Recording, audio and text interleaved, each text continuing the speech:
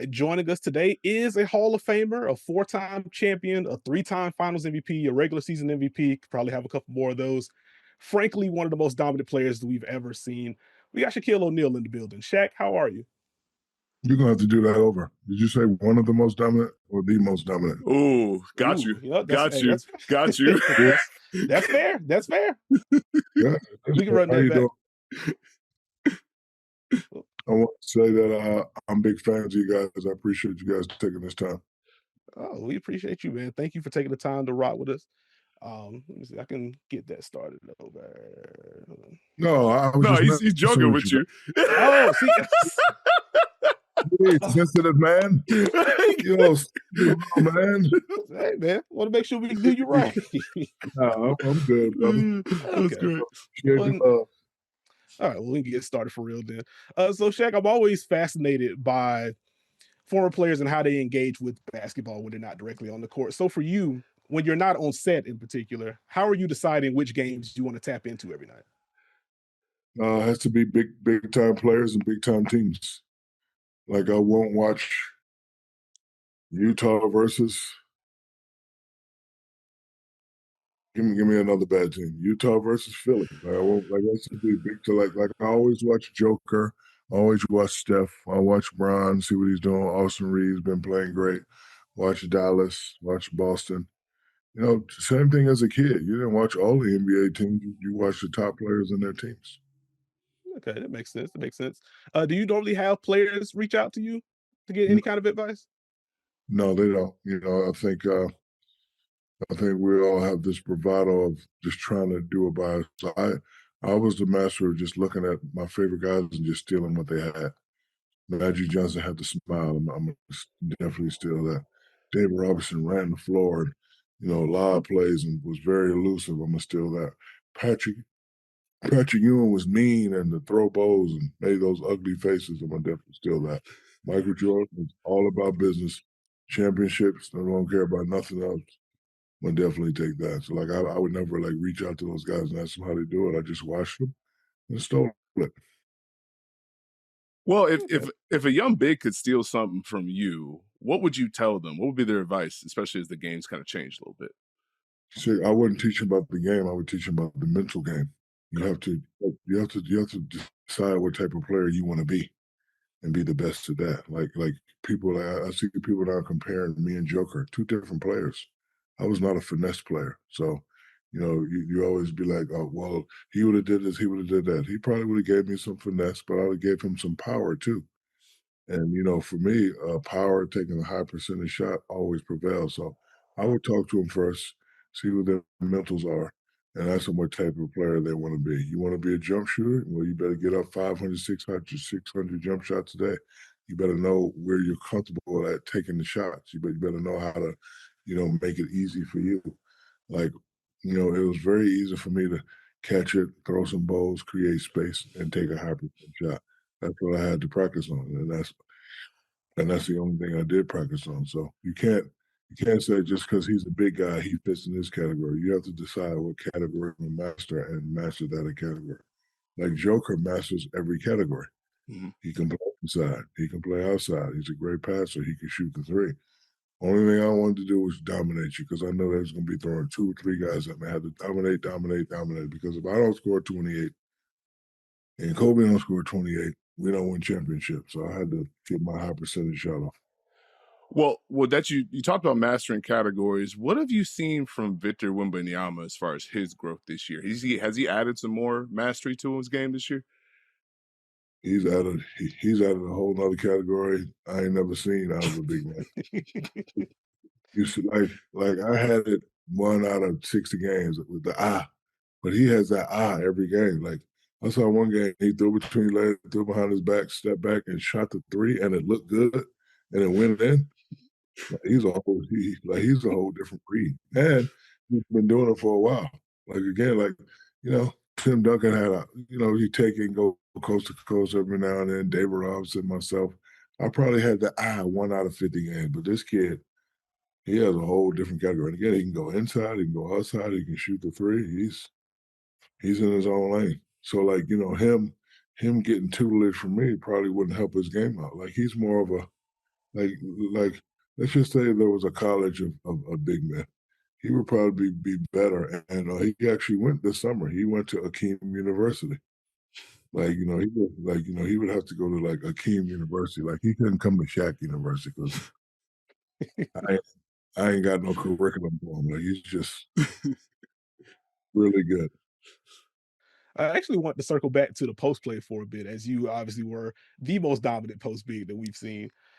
Okay, we got it right. Thumbs up for me. But in all seriousness, aside from Joker, as you've already kind of mentioned what he does on the interior, who are some post threats that you appreciate in today's game? Nobody. I would say Mm, Embiid, but I don't know what he's doing. I don't know if he's done. I don't know if his knees are hurting. So I don't want to bash him, but I can remember 3 years ago we were speaking of him as like him and Joker neck and neck MVP back to back. Who's the best big in the league? Right now, Joker and Wemby. That's it. yeah, fair. I guess while we're on kind of these power players, I wanted to ask you about Giannis, as there seems to be a lot of noise circulating around his situation. What advice would you give him as he's trying to navigate the season with Milwaukee amidst all this noise? Do what's best for you and your family. Mm, Because in this business, I hate to say it, like this, nobody cares. My favorite Michael Jackson song is "They Don't Really Care About Us." And when you're doing great, they love you. But when it starts to hit the fan, hey, everybody's expendable.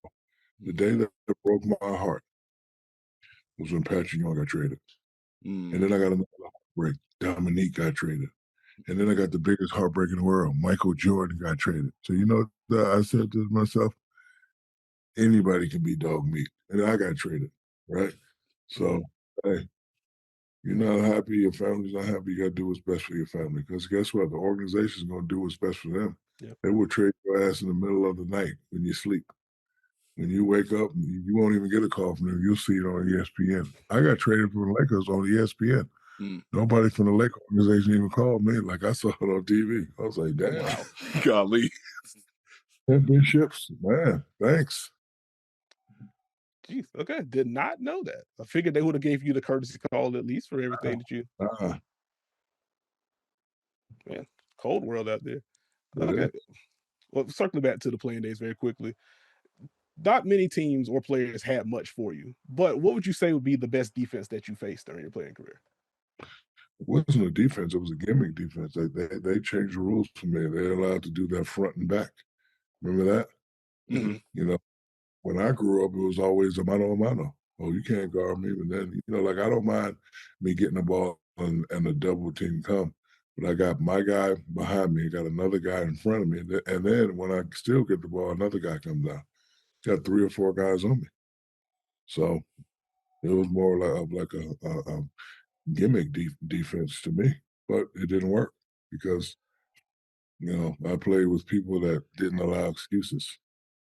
Like I got 3 people on it. If I get 16 points, the question I get, "What are you doing?" Be like, Mm. man, I got 3 people. I don't Phil Jackson. I don't want to hear that. My father, yeah, my father. I don't want to hear that. Uncle Jerome. So I had to find ways to still get my 28 and my 30 and my 40 in the playoffs. So that's what players don't understand. In order to get to that next level, like I heard Ant say one day, he doesn't.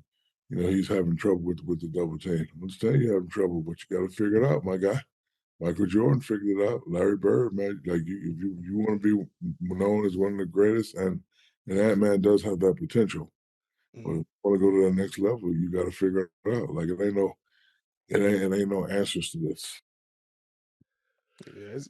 Oh, you go, Steve? Oh, but no, I have one question based on what he said about playing teams and defenses they threw at him. I grew up in Portland, so I just have to ask this one question. Why'd you do that to the Blazers all the time? I was just a Because kid. because at one point, so I'm gonna talk in karate terms. I'm gonna throw some words out, but I don't want people to take these words and try to get clicks on their own. Mhm. At one at one point, Sabonis was a kung fu master of big men. Mm. He was a master. I saw what he did to David Robinson. I think it was in the '84 Pan Am Games, World Games, and he was a bad man. So whenever me being the young student goes against an old master, you have to kill the old master to let them know that Shaq Fu is the new upcoming master. So I always wanted to just give it to him because he was a great player. And, when a guy's a great player, you have to put doubt in their mind. And yes, he was older. I would have loved to play when he was young. He was older, a step slower, but he still was a great player. But I had to put that doubt and fear in his mind every time, so he knew and understand what I was trying to do. Got you. All right. I got 2 more for you, Shaq. We can get you out of here. I know you're a very busy man. One, as a multi-time cover athlete for 2K, I just wanted to ask, how often do you play? Do you have any favorite teams or players to use if you do still play? I'm undefeated and only use the Lakers team. I used to use the Orlando Magic team, but me and Kobe are unstoppable in real life and in video game life. There you go. Fair enough. And last one for me, I think we are entering year 8 of Shaq's Funhouse. Want to know what the inspiration behind creating that was, and what can the people expect this year?